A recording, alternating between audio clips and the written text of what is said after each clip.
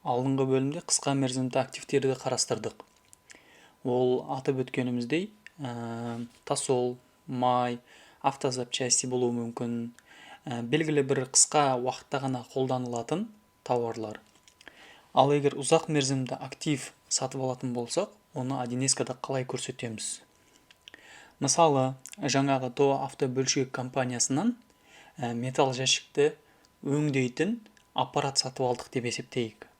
Бағасы 200 000 теңге. Мысалы, поступление. Ол ұзақ мерзімді актив болғандықтан, біз оны негізгі құрал ретінде отырғызамыз. Покупка товары,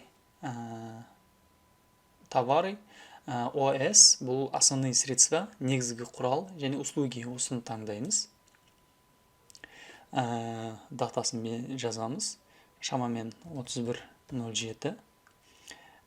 Контрагент, жаңа автобөлшек бола қойсын. Және де, мені қараңыздар, ТМЗ бұл бізде қысқа мерзімді тауарлар. Услуги бұл қызметтер. ОС основные средства, негізгі құрал. Біз оны осында отырғызуымыз керек. Жаңа номенклатура енгіземіз. Основные средства. Создать.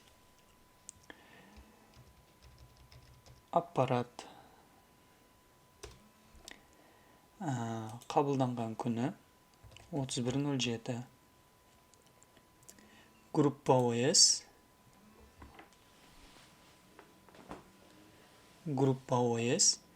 Бұл бізде машины и оборудование болады.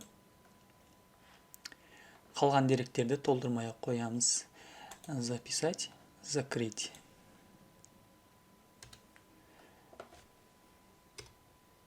Сомасы 200 000 теңге без НДС. Шетфактураның номерін ойдан құрастырып жаза салайық. Шамамен 75 31.07. Зарегистрировать. Да. Тіркедік. Открыть. Барлығы дұрыс отырды. Қазір ғана біз негізгі құралды өзімізге поступление жасадық. Енді осы құралға, негізгі құралға біз амортизация есептеуіміз керек, және оны учетқа отырғызуымыз керек. Бұл негізгі құралды сатып алған кезде, оның құжатында, оның тозу мерзімі 2 жыл деп жазылған. Біз соны ескере отырып, құжат дайындаймыз. Создать на основании. Осы жерден принятие к учету ОС. Яғни, негізгі құралдың есебіне тіркейміз. Басамыз. Сатып алған күнімізден бастаймыз. 31.07. Приобретение основные средства. Барлығы сол күйінде қалады. 200 000 теңге.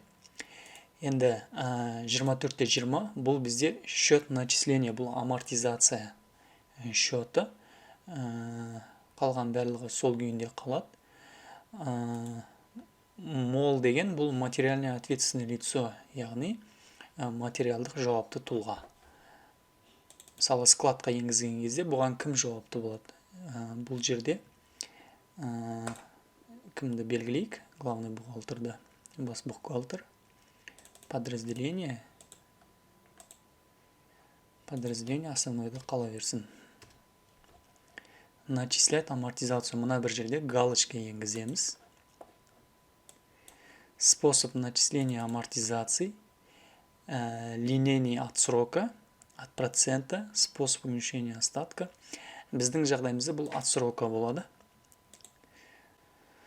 Срок использования для амортизации. Мысалы, бұл жерде құжатында жазылды 2 жылды тозу мерзімі. Яғни 2 жылдан кейін бұл құрал істен шығады деп жазылған. Сондықтан бұл жерде айлық көрсеткіш болғандықтан 2 жыл 24 ай. Енгіздік бүкіл деректерді. Коэффициент ускорения, процент годовой амортизации 50. Дұрыс. Бұл қалай 50 болып отыр? Жалпы 100% болса, 1 жылда 50% жаңағыдай тозу болады. Екінші жылы 50%, сонда жалпы 100%, 2 жылдан кейін істен шығады деген сөз. Срок полезного использования бұл бізде 24 ай. Способ отражения расходов. Бұл қай жерге барып отыратынын көрсетуіміз керек. Создать.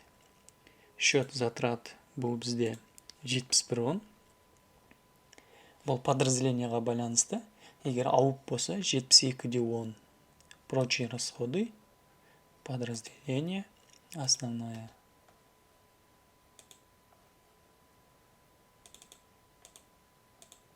подразделение. Қалған деректер сол күйінде қалдырамыз. Линейный. Записать. Закрыть. Выбрать. Бүкіл деректерді енгіздік. Бір тексеріп аламыз. Провести. Закрыть.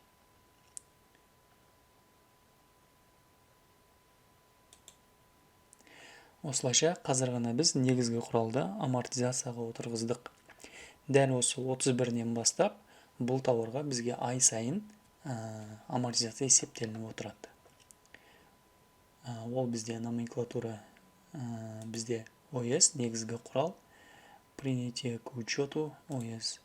Жаңағы операциямызды осы жерден бақылап отырсақ болады. Дәл осындай принциппенен ұзақ мерзімді активтерді енгіземіз.